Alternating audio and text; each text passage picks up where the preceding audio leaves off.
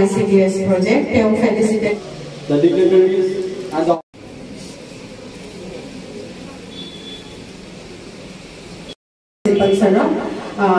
felicitate koribo amar DPC by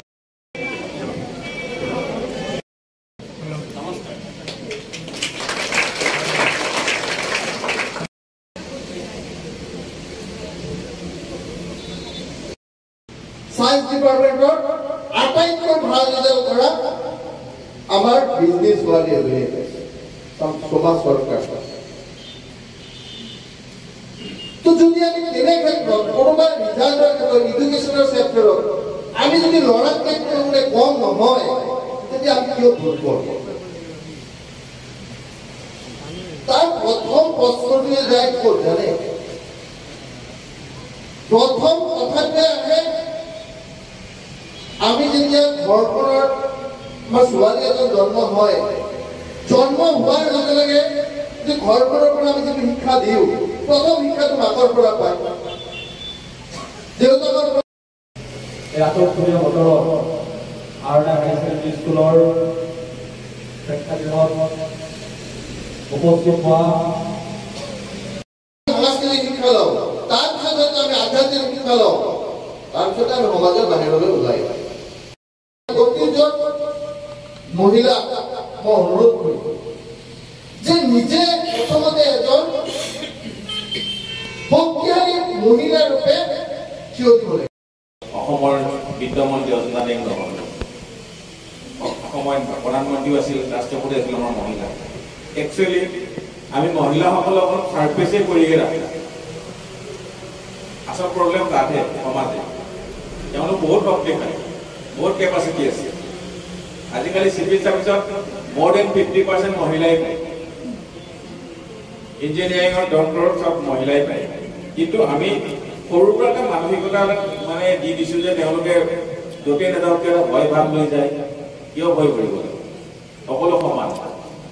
পুলিংগ খালি স্ত্ৰীলিংগ পুৰুষে কৰিব নোৱাৰা কাম মহিলা কৰিব নোৱাৰা কাম পুৰুষে কৰিব পাৰে গতিকে আমি ভাবি লোৱা কথা নিচিনাত মানে মানসিকভাৱে আমি সদায় সৰু হৈ পৰোঁ মহিলাসকল গতিকে সেইটো ভাবিব নালাগে মহিলাৰ পৰা পুৰুষসকলে আদৰ্শহে পাই আছে আজি এগৰাকী মহিলা নহ'লে এখন সমাজ নচলে এখন ঘৰ নচলে গতিকে সৰুৰ পৰাই মানসিকভাৱে সবল হ'ব লাগে সামাজিকভাৱে কিছুমান কথা ক'ব পাৰে তাক মানুহৰ মাইণ্ডছেটটো চেঞ্জ নহ'লে আপুনি চেঞ্জ হওঁতে বহুত টাইম লাগে গতিকে সেইটো এটা আমাৰ সৰু উদাহৰণেই কৈছোঁ মই আমাৰ ভৱনাথ শইকীয়া ছাৰে লিখা কথা এটা মানে চিভিক চেন্স তেওঁ দিল্লীপি লিখে নহয় মই পঢ়িছিলোঁ তেওঁ লণ্ডনত ঘূৰি ফুৰিছে ৰাস্তাত তেওঁতো অসমৰ একদম শিক্ষিত মানুহ তেওঁতকৈ শিক্ষিতটো নাই ইমান জনা শুনা মানুহ আমাৰ সমাজত তেওঁৰ ইংলেণ্ডৰ ৰাস্তাত গৈ থাকোঁতে শুই পেলাই দিলে এতিয়া এগৰাকী ভদ্ৰ মহিলা অপজিট চাইডৰ পৰা আহি আছে আহি তেওঁ নিজৰ হেণ্ডকাচিপখনে আপোনালোকে ডিসিশন মেকিং ক্যাপাসিটিটো আহিব যেতিয়ালৈ আপোনাৰ ডিসিশন মেকিং ক্যাপাসিটি নাথাকে আপোনালোকে মানে লাইফত আগবাঢ়িব নোৱাৰিব পইচা থাকিলে আপোনালোকে ডিসিশন যেতিয়া ল'ব নোৱাৰিব যে পইচাটো মই খৰচ কৰিম হয়নে নহয় সেইটোৰ কাৰণে আপোনাৰ খুব প্ৰয়োজন এডুকেশ্যনটো হয়নে বুজি পাইছে মই বিশেষ সময় নলওঁ বাৰু আপোনালোকৰ লগত next to my guest she will but মানে which is 35 minutes হ'ব বুলি মই আশা ৰাখিছো হয়নে মেডাম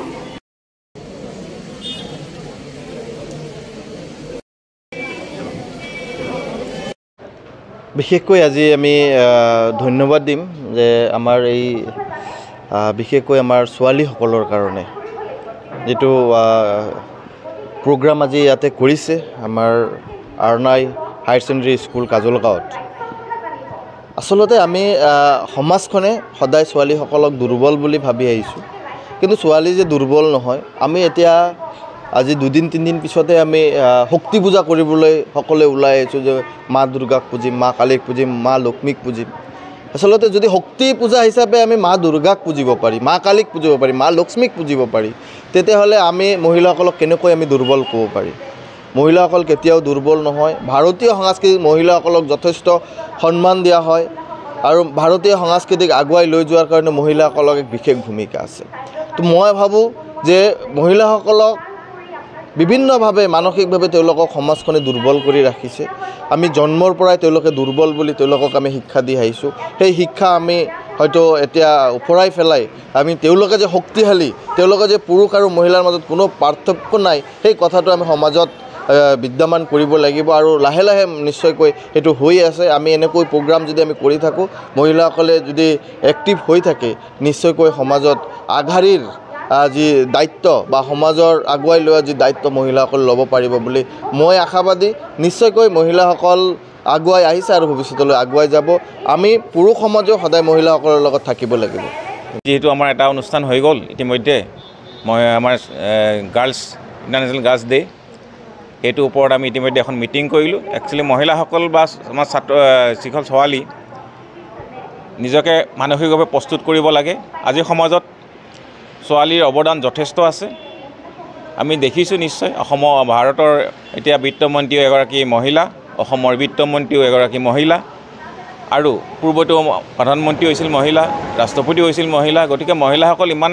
আমি মানসিকভাৱে দুৰ্বল নহয়, কিন্তু সমাজৰ কিছুমান ব্যক্তিহে বা ব্যৱস্থাইহে তেওঁলোকক দুৰ্বল কৰি পেলাইছে। আৰু তেওঁলোকে আজিকালি দেখিছে সকলো প্ৰতিযোগিতামূলক পৰীক্ষাত মহিলাসকলে আগবঢ়া, খেলাৰ ক্ষেত্ৰত আগবঢ়া। আমাৰ লাভলীনা, হিমা দাসৰ দৰে খেলুৱৈ অসমতে আমি দেখিছোঁ। আশা ৰাখিছোঁ মহিলাসকল সকলোৱে সহযোগিতা দিব আৰু তেওঁলোকক এটা ভাল দৃষ্টিৰে চাব লাগে আৰু মহিলাসকলক ৰেচপেক্ট কৰিব লাগে। সেইটোৱে হ'ল আমাৰ ভাৰতীয় সংস্কৃতিৰ পৰম্পৰা আৰু আমি এইটো পৰম্পৰাটো ধ্বজাটো আমি বজাই ৰাখিব লাগিব। ধন্যবাদ।